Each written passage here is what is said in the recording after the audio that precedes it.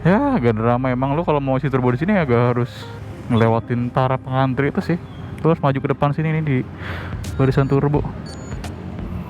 Udah kelas 100.000 aja sebanyak-banyak, nanti cepet miskin ya. Si bensin hari-hari turbo, V-Power, terus nitro, Vivo 95 segala macem, mahal. Yang itu sih resikonya sih kalau lo pengen satisfying dari motor lo gitu kan, enak terus ya harus isi bensin yang dengan kualitas terbaik gitu kan. Yep. Oke. Halo semuanya, balik lagi sama gua Amin di YouTube channel gua Amin Daily Ride. Gue baru aja kelar isi bensin di Pertamina daerah Kebayoran Lama Jakarta Selatan. Baru aja isi bensin, ngantrinya lumayan juga ya. Emang hari-hari Pertamina sih pasti ngaco sih ngantrinya sih. Tidak ada satu hari pun Pertamina yang renggang gitu kan. Dia bisa sih kalau tengah malam banget gitu ya, 1 jam 2 buat Pertamina yang 24 jam. Wah ada kan gue salah shifting, salah shifting, kebiasaan pakai. Gue baru pakai apa namanya GP Shift, jadi kayak masih agak-agak kagum walaupun sudah sebulan lebih ya. Oh ya bang ini. Nah ini naik ke atas, oke. Nah ya, hai semuanya. Opening yang sungguh aneh dari gue. Ya jadi hari ini hari apa gue lupa, hari Senin kayaknya, hari Senin tanggal 20 Februari tahun 2023. Kali ini gue lagi di sekitaran daerah Kebayoran Lama Jakarta Selatan dan pengen ngiter-ngiter malam sedikit karena kan sudah mulai malam nih jam 10-an, jadi sudah mulai orang-orang yang pada kerja sudah mulai sampai rumah ya, sudah beristirahat, jadi jalan lumayan sepi juga, enak buat riding santai lah ya malam-malam. Dan di sini gue mau diskusi aja ngebahas hal yang menurut gue cukup unik dan cukup menarik buat dibahas. Gue mau belok kanan, tapi si bapak ini kayak agak-agak bingung gitu kan. Gue belok kanan guys, nyebrang aja pak, mobil lu gede, tenang aja, mobil lu ditabrak mobil orang yang meninggal ya. Oke, jadi kali ini gue bakal diskusiin mengenai ketika lu punya uang pengen upgrade CBR atau upgrade motor lu, terutama CBR ya. Gue pengen ngebahas CBR aja, apakah worth it kita beli ECU baru atau kita cuma remap ECU aja cukup. Nah, gue bakal ngebahas itu di video kali ini, yang menurut gue cukup menarik kalau kita bahas karena ada beberapa orang di luar sana yang gue juga termasuk awam juga. Maksudnya gue mencoba sharing aja, mungkin kalau ada teman-teman yang memang lebih ngerti dan lebih tahu boleh komentar di bawah, kita diskusi bareng-bareng, kita sharing bareng-bareng. Yap, jadi kita harus pahami dulu pertama, ECU CBR 250R yang gue tahu itu sementara hanya ada Araser aja yang aftermarket gitu ya. Mungkin kalau ada yang di luar itu dan gue nggak tahu, boleh sekalian tulis di deskripsi. Yap, dan ECU CBR itu yang baru, yang Araser Super X kalau nggak salah itu yang keluaran baru, itu harganya sekitar 9 juta ECU-nya. Ya, benar sekali 9 juta untuk harga ECU. Sedangkan untuk remap ECU yang normal pada umumnya sekitaran 1 juta rupiah aja gitu kan. Dan kalau lu lihat harganya cukup cukup jomplang jauh banget, hampir 10 kali lipatnya ketika lu mau ganti ECU baru ke ECU aftermarket gitu kan, atau ECU racing gitu kan. Dan kalau kalian mungkin punya pilihan budget, paling kalian beli ECU yang second, ECU Araser RC2 kalau nggak salah di harganya sekitar 6 jutaan yang second, dan itu juga sudah mahal menurutku ya untuk 6 juta buat ECU aja. Jadi menurut gua bagus mana lu ganti ECU racing ataupun lu remap ECU standar di CBR 250RR. Ya menurut gua ya, karena gua kaum mending kaum yang tidak terlalu banyak dananya dan unlimited itu buat lo budget modif motor gitu kan, ya gua lebih milih buat remap ECU aja ya. Jadi kalau gua ngelihatnya worth it to performance-nya, kalau menurut gua lebih baik di lu remap ECU ketimbang lu beli ECU racing. Ini menurut gue pribadi loh ya, personal lah ya. Jadi gini, perbandingannya kalau lu remap ECU nih 1 juta anggaplah gitu kan, budget lu 1 juta buat remap ECU.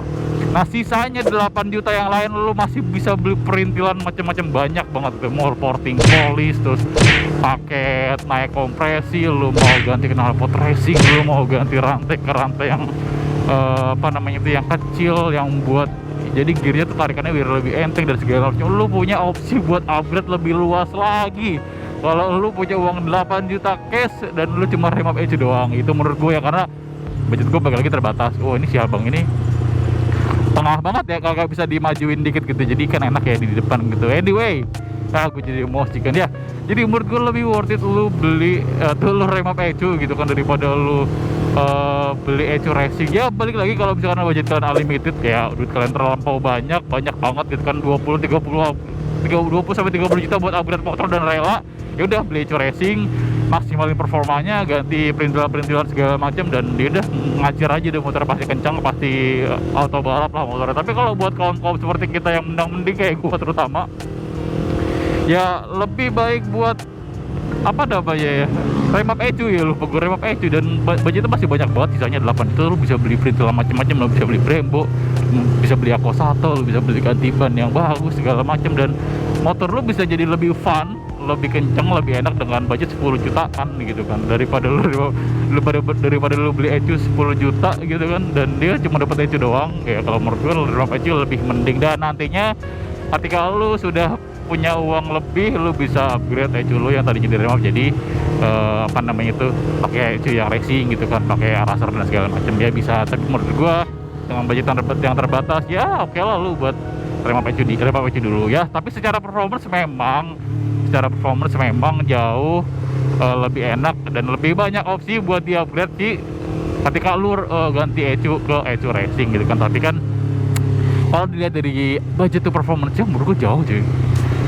Buat gue sih jauh, tapi buat kalian sih nggak tahu ya. Tapi kalau buat gue tuh jauh, naiknya emang naik beberapa HP gitu kan, mungkin sampai 40 HP on wheel motor lu, atau 40 sekian HP on wheel motor lu.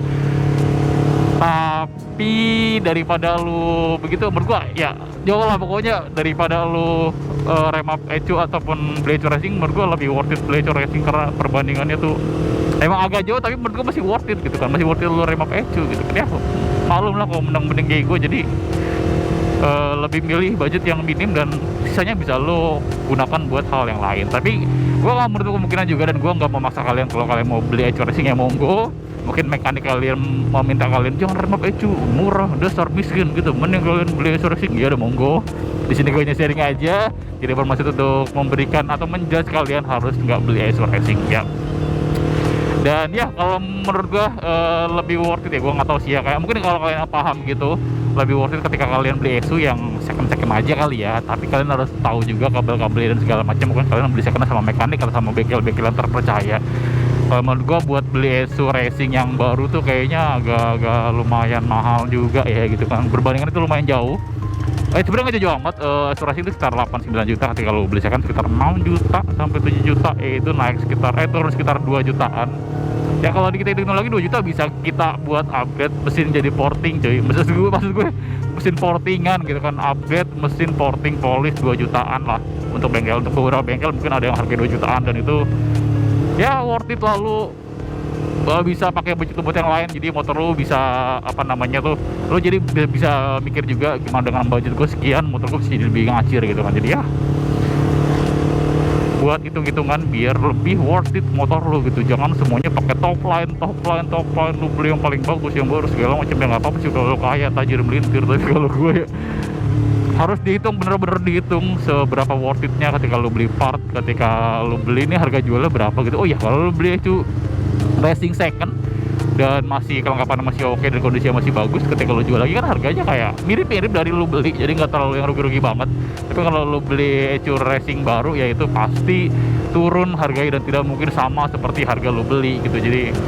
Jadi kalau lo ngitung worth value to money ya begitu. Tapi kan kelemahannya kalau lo ketika lo remap ECU ya itu ECU standar lo di remap, tapi sih remapan standar pabriknya sih harusnya disimpan ya sama si tuningnya. Si abang tuningnya, bang tolong simpenin bang setting standarnya, jadi takutnya ketika lo mau standarin motor ya udah tinggal di standarin doang gitu kan motornya ya. Tapi kalau pakai settingan standar, ketika lo remap ECU ya ketika lo ganti knalpot segala macem ya remap ECU lagi, dan biaya juga lumayan mahal untuk ECU standar ya.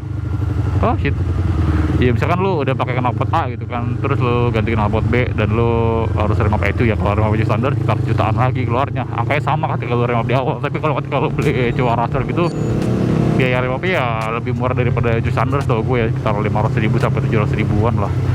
Kayak sama Dyno berapa lah sekitar segitu lah, mungkin ya 800.000 700.000 sama Dyno, sekalian Dyno juga kurang lebih segitu budgetnya. Jadi ya memang mirip-mirip, tapi menurut gue buat kamu seperti gue ya, kita memang cukup seperti remap, kita memang cukup di remap ECU aja. Dan by the way motor gue juga remap ECU dengan settingan kayak gini standar, sporting bisa dapat 36 HP on wheels yang menurut gue itu sudah bagus banget, dimana motor gue juga sudah tua dari tahun 2017, kilometer sudah 35.000 tapi bisa dapat angka HP sekitar 36 HP atau horsepower, dan itu menurut gue sudah worth it. Apalagi buat motor-motor kalian yang memang sudah spek kan pasti bisa lebih dari ini. Gue pakai di standar dan udah dapet 36 HP, tapi kalau udah pakai Arasar mungkin bisa di 39 sampai 40 HP gitu kan, beda 3 sampai 4 HP lah untuk settingan ECU-nya. Dan karena ini gue pakai buat harian, jadi gue settingnya ya sesuai sama kegunaan gue buat harian juga, nggak buat yang balap-balap banget. Mungkin kalau gue pengen balap trondol parah bisa kali ya di angka 38 39 HP gitu ya. Mungkin segini aja video dari gua. Semoga video ini bisa jadi referensi tambahan buat kalian. Terima kasih telah menonton video sampai habis. Sampai berjumpa di video-video berikutnya. Thank you and goodbye. See you later.